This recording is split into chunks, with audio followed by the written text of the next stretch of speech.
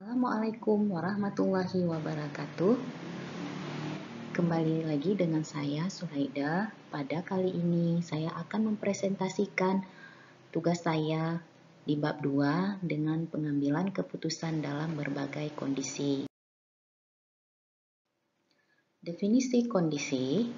Kondisi merupakan suatu bentuk keadaan yang disebabkan oleh berbagai latar belakang yang ada. Latar belakang tersebut pada prinsipnya memiliki berbagai dimensi yang turut serta telah mempengaruhi pembentukan lahirnya berbagai keputusan. Pengambilan keputusan dalam kondisi pasti. Dalam kondisi pasti, proses pengambilan keputusan yang dilakukan adalah berlangsung tanpa ada banyak alternatif. Keputusan yang diambil sudah jelas pada fokus yang dituju. Ada beberapa teknik yang bisa dipergunakan sebagai penyelesaian pengambilan keputusan dalam kondisi pasti ini, yaitu A. Menggunakan linear programming yang merupakan alat analisis atau teknik sistematis yang digunakan untuk membantu manajer dalam pengambilan keputusan dalam kondisi deterministik atau mendasarkan pada asumsi-asumsi kepastian. B. Analisis jaringan kerja dengan menggunakan Critical Path Method atau disebut CPM dan Project Evaluation and Review Technique atau disebut PERT. Kedua metode tersebut telah digunakan untuk perencanaan, penjadwalan, dan kontrol dari bermacam-macam ragam proyek seperti riset dan pengembangan produk baru serta proses pembuatannya, konstruksi pabrik, bangunan, jalan, perawatan alat-alat besar, desain dan pengawasan sistem baru seperti pabrik komputer, dan sebagainya di buku Fahmi di tahun 2003. Pengambilan keputusan dalam kondisi tidak pasti. Pada kondisi seperti ini, proses lahirnya keputusan lebih sulit atau lebih kompleks dalam artian keputusan yang dibuat belum diketahui nilai probabilitas atau hasil yang mungkin diperoleh. Situasi seperti ini dimungkinkan sekali terjadi dikarenakan minimnya informasi yang diperoleh, baik informasi yang bersifatnya hasil penelitian maupun rekomendasi lisan yang bisa dipercaya.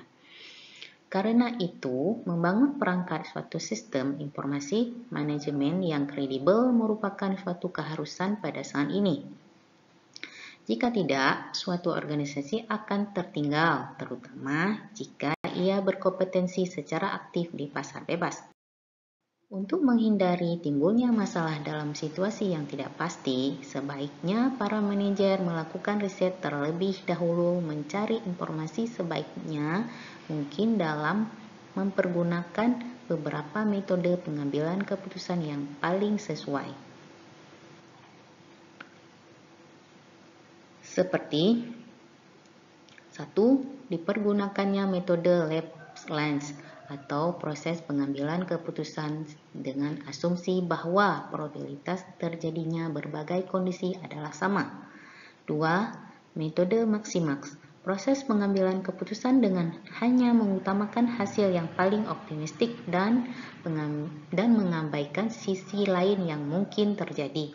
3. Metode Maximin, proses pengambilan keputusan dengan memilih alternatif yang paling minimal paling besar. 4. Metode Rate atau proses pengambilan keputusan dengan didasari pada hasil keputusan yang maksimal berdasarkan data pada masa lalu sebagai bahan perbandingannya.